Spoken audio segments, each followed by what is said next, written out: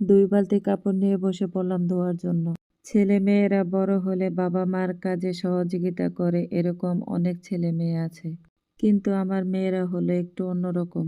ওরা যে বড় হচ্ছে, ওরা যে মেয়ে মানুষ এটা ওরা ভুলেই যায়। ওরা কি এটা বুঝে না যে মা একদিন অসুস্থ হয়ে পড়ে থাকলে কে রান্নাবান্না করে দিবে?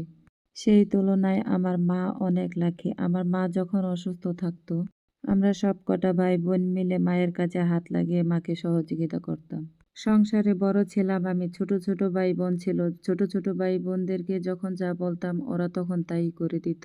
ওরা ছোট হিসাবে আমি যখন অসুস্থ হতাম তখন ওরা আমার অনেক সেবা যত্ন করত, অনেক যত্ন নিত আমার। এখন ওরা বড় হয়ে গেছে, যে যার মতো চলে গেছে। দোয়া করি যেখানেই থাকুক, যেভাবেই থাকুক, অনেক ভালো থাকুক, সুস্থ থাকুক। আল্লাহ যেন ওদেরকে অনেক ভালো রাখে। তো এদিকে কথা বলতে বলতে চলে আসলাম ছাদের উপরে কাপড়গুলো শুকাতে। এই কাপড়গুলো অনেক আগেই ধোয়া হয়ে যেত। মাঝখানে কিছুদিন বৃষ্টি ছিল যার কারণে কাপড়গুলো ধোয়া হয়নি। আমাকে ছাড়া তো এই বাড়িতে তেমন কেউ নেই যে সবকিছু পরিষ্কার করে রেখে দেবে।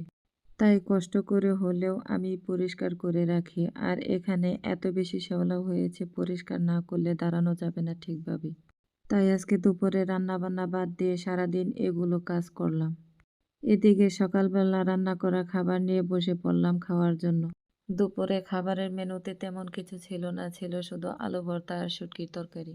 আমার এই খাবারটা খেয়ে তাড়াহুড়া করে চলে যাব রান্না করতে। মেয়েরা আবার স্কুল থেকে চলে আসবে আর স্কুল থেকে চলে আসার আগে আমাকে রান্না করে শেষ করতে হবে। আমার থেকে ক্ষুধার্ত ওরা বেশি, কারণ ওদের অনেকটা পথ পায়ে হেঁটে যেতে হয়, আবার পায়ে হেঁটে আসতে হয়। অনেক কষ্ট করেই পড়ালেখা করছে। দোয়া করবেন সবাই ওরা যেন ভালোভাবে পড়ালেখা করতে পারে। আর এই কষ্ট করার জন্যই আমি নিজে থেকে ওদেরকে কোনো কাজের কথা বলি না। কাম কাজ না করুক, ভালোভাবে পড়াশোনা করছে, ভালোভাবে পড়াশোনাই করুক, এটুকুতেই হবে। আমার বেশি কাজের দরকার নেই। তো ভালো থাকবেন, সুস্থ থাকবেন। সবার সাথে অনেক কথাই বলা হলো। আল্লাহ হাফেজ।